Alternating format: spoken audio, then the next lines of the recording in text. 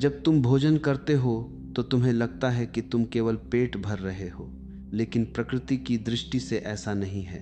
हर निवाला तुम्हारे भीतर एक संदेश लेकर प्रवेश करता है।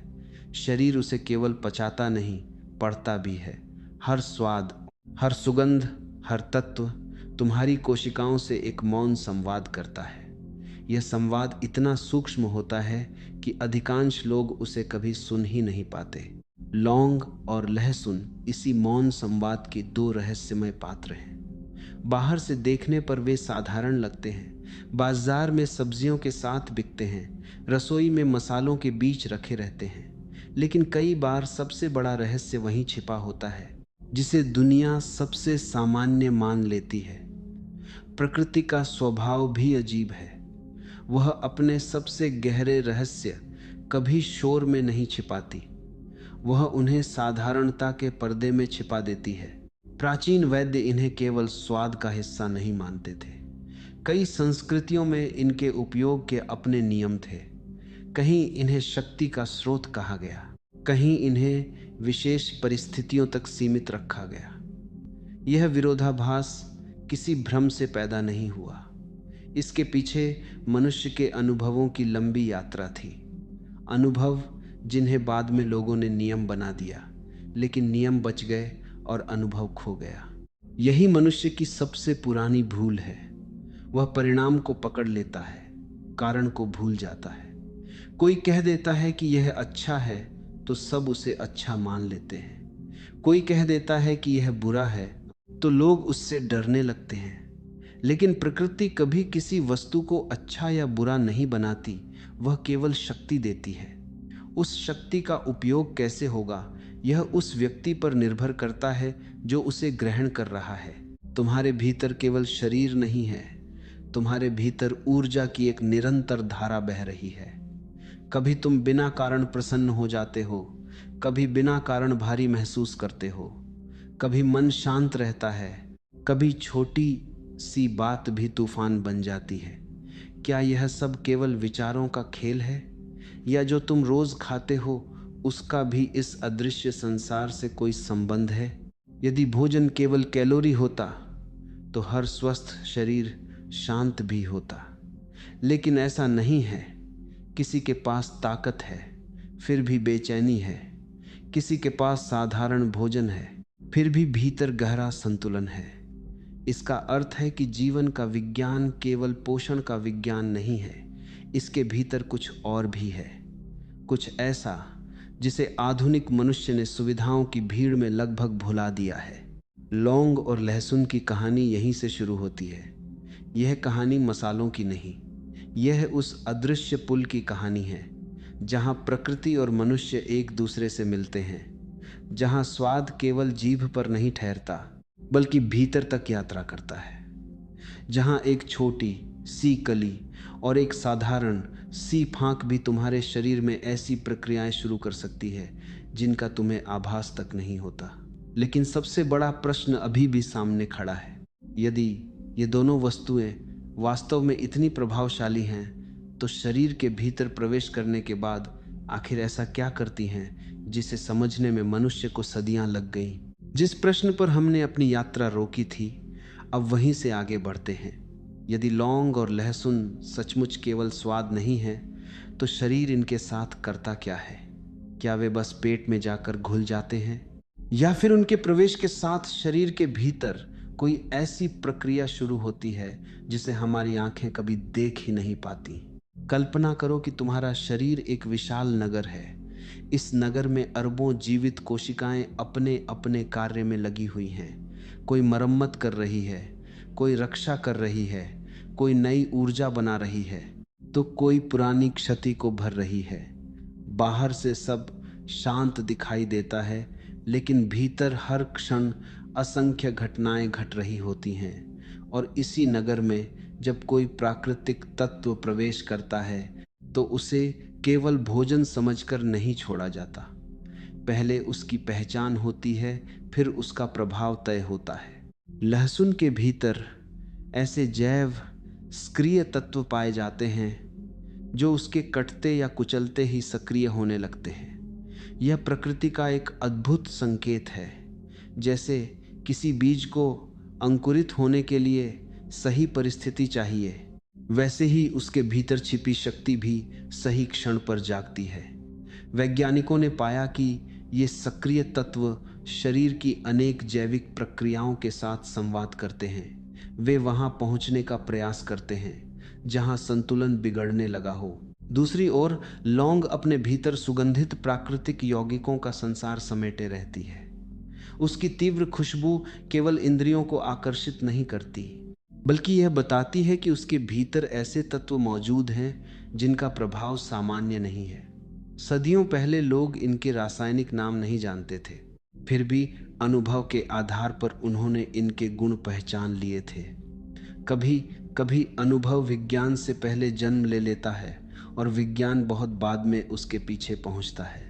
शरीर की सबसे बड़ी आवश्यकता केवल भोजन नहीं, संतुलन है। जब यह संतुलन डगमगाने लगता है, तब अनेक समस्याएं जन्म लेने लगती हैं। प्रकृति की विशेषता यह है कि वह अक्सर संतुलन लौटाने की दिशा में कार्य करती है, न कि केवल किसी एक लक्षण को दबाने की। यही कारण है कि प्राकृतिक पदार्थों का प्रभाव धीरे धीरे दिखाई देता है, पर उनका आधार गहरा होता है। हमारा रक्त केवल लाल रंग का द्रव नहीं है, वह पूरे शरीर का संदेश वाहक है। वह हर अंग तक पोषण पहुंचाता है, हर कोशिका से संवाद करता है। यदि इस प्रवाह में कहीं रुकावट, तनाव या असंतुलन पैदा हो, तो उसका प्रभाव दूर दूर तक दिखाई देने लगता है। कई वैज्ञानिक अध्ययनों ने इस बात की ओर संकेत किया है कि लहसुन और लौंग में मौजूद कुछ प्राकृतिक तत्व शरीर की सामान्य जैविक क्रियाओं का समर्थन कर सकते हैं। लेकिन यहाँ एक बात समझना आवश्यक है, कोई भी प्राकृतिक पदार्थ जादू नहीं करता। वह शरीर के साथ सहयोग करता है, उसकी जगह काम नहीं करता। प्रतिरक्षा प्रणाली भी एक मौन प्रहरी की तरह कार्य करती है। अधिकांश समय हमें उसका अस्तित्व महसूस ही नहीं होता, लेकिन जैसे ही कोई चुनौती सामने आती है, वही प्रणाली सबसे पहले सक्रिय होती है। प्रकृति ने कुछ वनस्पतियों को ऐसे गुण दिए हैं जो इस रक्षा तंत्र का सहयोग कर सकते हैं। शायद इसी कारण अनेक पारंपरिक चिकित्सा पद्धतियों में इनका विशेष स्थान बना रहा। फिर भी एक गहरी भूल अक्सर हो जाती है। लोग किसी एक वस्तु को चमत्कार मान लेते हैं। वे सोचते हैं कि यदि यह लाभदायक है तो अधिक मात्रा में और अधिक लाभ होगा। लेकिन प्रकृति गणित की तरह नहीं चलती। वहाँ संतुलन का नियम सर्वोपरि है। जहाँ संतुलन टूटता है, वहीं लाभ भी धीरे धीरे अपना स्वरूप बदलने लगता है।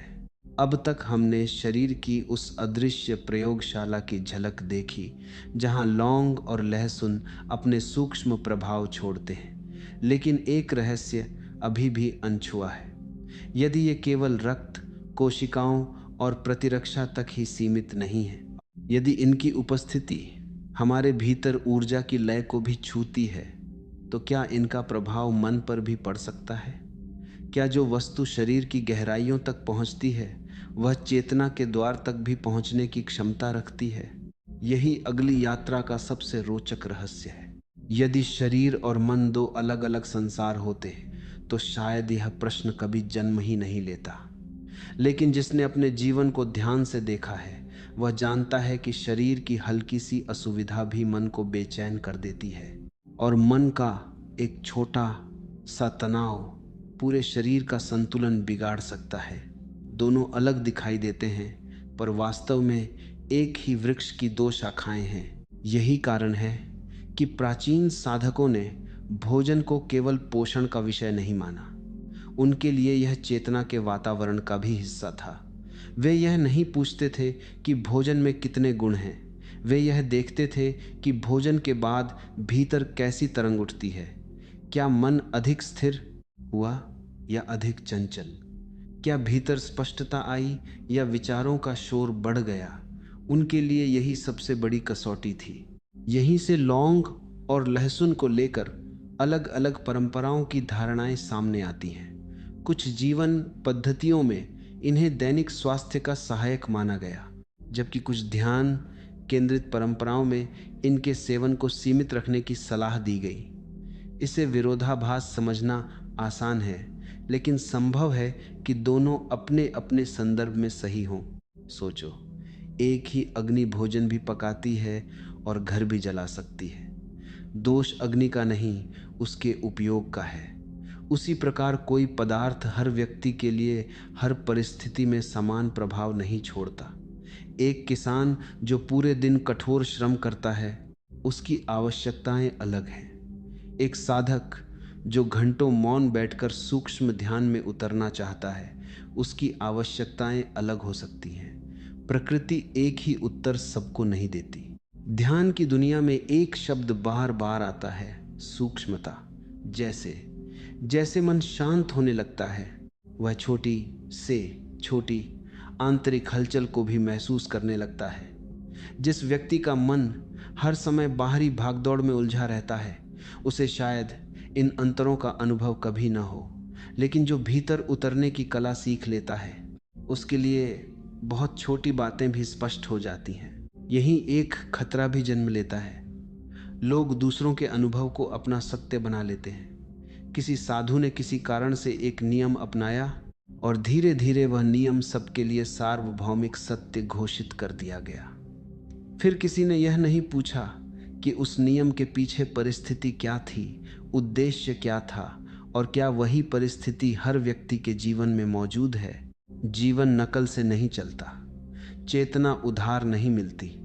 यदि तुम केवल इसलिए किसी चीज को छोड़ रहे हो क्योंकि किसी और ने छोड़ दी थी, तो तुम समझ से नहीं, भय से चल रहे हो। और यदि केवल इसलिए उसका सेवन कर रहे हो क्योंकि किसी ने उसे चमत्कारी बता दिया, तब भी तुम स्वतंत्र नहीं हो। दोनों स्थितियों में निर्णय तुम्हारा नहीं है। सजगता का अर्थ है अपने भीतर देखने की क्षमता विकसित करना। भोजन करने के बाद अपने अनुभव को देखना। क्या शरीर सहज है? क्या मन हल्का है? क्या ऊर्जा बिखर रही है या एकत्रित हो रही है? ये प्रश्न किसी पुस्तक से उत्तर नहीं मांगते, ये तुम्हारे अपने अनुभव की प्रतीक्षा करते हैं। मनुष्य की सबसे बड़ी शक्ति यही है कि वह अपने जीवन का साक्षी बन सकता है। जब साक्षी जागता है, तब निर्णय अंधविश्वास से नहीं, अनुभव से जन्म लेते हैं। तब कोई वस्तु न पूजनीय रह जाती है, न त्याज्य। वह केवल एक संभावना बन जाती है जिसका मूल्य परिस्थिति और चेतना तय करती है। अब यात्रा एक और गहरे मोड़ पर पहुंच रही है। यदि हर व्यक्ति का अनुभव अलग हो सकता है, यदि शरीर की प्रकृति, जीवन शैली और उद्देश्य सब भिन्न हैं, तो फिर एक ही नियम कैसे बनाया जाए? क्या कोई ऐसा आधार है जो बता सके कि कब, कितनी और किस प्रकार लौंग या लहसुन का उपयोग वास्तव में संतुलित माना जा सकता है? यही अगला रहस्य है, जहां ज्ञान का स्थान विवेक लेता है। यहीं से विवेक की परीक्षा आरंभ होती है। जब कोई वस्तु न पूरी तरह स्वीकार करने योग्य हो, न पूरी तरह त्यागने योग्य, तब निर्णय कैसे लिया जाए? मन हमेशा आसान उत्तर चाहता है। उसे सूची चाहिए, नियम चाहिए, आदेश चाहिए। लेकिन जीवन का विज्ञान आदेशों से नहीं चलता, जागरूकता से चलता है। प्रकृति ने किसी भी शक्ति को बिना सीमा के उपयोग करने की अनुमति नहीं दी। जल जीवन देता है, लेकिन वही जल आवश्यकता से अधिक हो जाए तो शरीर का संतुलन बिगड़ सकता है। सूर्य प्रकाश देता है, लेकिन उसकी तीव्रता भी समय और परिस्थिति पर निर्भर करती है। यही नियम लौंग और लहसुन पर भी लागू होता है। प्रश्न केवल खाना या न खाना नहीं है। वास्तविक प्रश्न है कब, क्यों और किस अवस्था में। शरीर हर दिन एक जैसा नहीं रहता। धुएं बदलती हैं, वातावरण बदलता है, आयु बदलती है, दिनचर्या बदलती है। जो चीज़ एक समय शरीर के लिए अनुकूल थी, वही किसी दूसरे समय उतनी उपयोगी न भी हो। दुर्भाग्य यह है कि मनुष्य अपने शरीर को स्थिर मान लेता है, जबकि शरीर हर क्षण बदल रहा है। जो स्वयं बदल रहा हो, उसके लिए एक स्थायी नियम कैसे बनाया जा सकता है? एक सजग व्यक्ति अपने शरीर पर ध्यान देना सीखता है। वह केवल स्वाद के लिए नहीं खाता, वह यह भी देखता है कि भोजन के कुछ समय बाद उसके भीतर क्या घट रहा है। क्या शरीर हल्का महसूस कर रहा है? क्या आलस्य बढ़ रहा है? क्या ऊर्जा स्थिर है या बिखर रही है? शरीर हमेशा संकेत देता है, लेकिन हम इतने शोर में जीते हैं कि उसकी धीमी आवाज़ सुन ही नहीं पाते। यही कारण है कि पुराने समय के ज्ञानी निरीक्षण पर इतना बल देते थे। वे केवल नुस्खे नहीं देते थे, वे पहले व्यक्ति की प्रकृति, उसकी जीवन शैली, उसके श्रम, उसकी आयु और उसके उद्देश्य को समझते थे, क्योंकि एक ही उपाय सबके लिए समान परिणाम नहीं देता। मनुष्य कोई मशीन नहीं है जिसमें एक ही पुर्जा हर मॉडल में फिट हो जाए।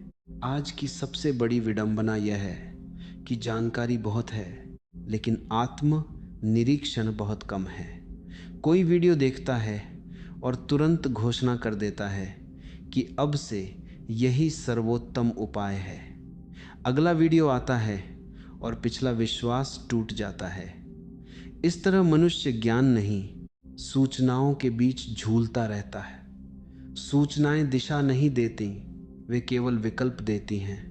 दिशा भीतर की समझ से जन्म लेती है। संतुलन का अर्थ आधा अधूरा जीवन जीना नहीं है। संतुलन का अर्थ है परिस्थिति के अनुसार सही चुनाव कर पाना। यदि शरीर किसी कारण से किसी चीज को सहजता से स्वीकार नहीं कर रहा, तो उस संकेत का सम्मान करना भी बुद्धिमानी है। यदि शरीर सहयोग कर रहा है, तो भय के कारण अनावश्यक निषेध भी उचित नहीं। अतियों में मन आनंद लेता है, लेकिन प्रकृति मध्य का मार्ग चुनती है। धीरे धीरे तुम देखोगे कि भोजन के साथ तुम्हारा संबंध बदलने लगता है। तब थाली केवल भूख मिटाने का साधन नहीं रह जाती, वह एक दर्पण बन जाती है जिसमें तुम्हारी आदतें, तुम्हारी असावधानियां और तुम्हारी जागरूकता एक साथ दिखाई देने लगती हैं। उसी क्षण भोजन बाहरी वस्तु नहीं रहता, वह आत्म अनुशासन का अभ्यास बन जाता है। लेकिन अभी भी अंतिम परत शेष है। अब तक हमने शरीर को समझा, मन को समझा और विवेक की भूमिका को भी देखा। फिर भी एक प्रश्न भीतर चुपचाप प्रतीक्षा कर रहा है। क्या लौंग और लहसुन की वास्तविक शक्ति वास्तव में उनके रासायनिक गुणों में ही छिपी है, या फिर उनका सबसे गहरा प्रभाव तभी प्रकट होता है जब उन्हें ग्रहण करने वाला व्यक्ति स्वयं जागरूक हो? शायद असली विज्ञान पदार्थ में नहीं, उसे ग्रहण करने वाली चेतना में छिपा है। और अब हम उस अंतिम द्वार पर खड़े हैं जहां हर बाहरी प्रश्न धीरे धीरे भीतर के प्रश्न में बदल जाता है। तुमने ध्यान दिया होगा, हमने कहीं भी यह निर्णय नहीं दिया कि लौंग श्रेष्ठ है या लहसुन हानिकारक है, क्योंकि सत्य निर्णयों में नहीं रहता, वह देखने की क्षमता में रहता है। जो व्यक्ति केवल निष्कर्ष चाहता है, वह जीवन की गहराई खो देता है। जो देखने की कला सीख लेता है, वही धीरे धीरे सत्य के निकट पहुंचता है। मनुष्य की सबसे बड़ी भूल यह है कि वह हर शक्ति को वस्तु में खोजता है। उसे लगता है कि कोई विशेष भोजन उसे बदल देगा, कोई विशेष औषधि उसे पूर्ण बना देगी, कोई विशेष नियम उसे मुक्त कर देगा। लेकिन यदि ऐसा होता तो संसार में जागरूक मनुष्यों की कमी कभी नहीं होती।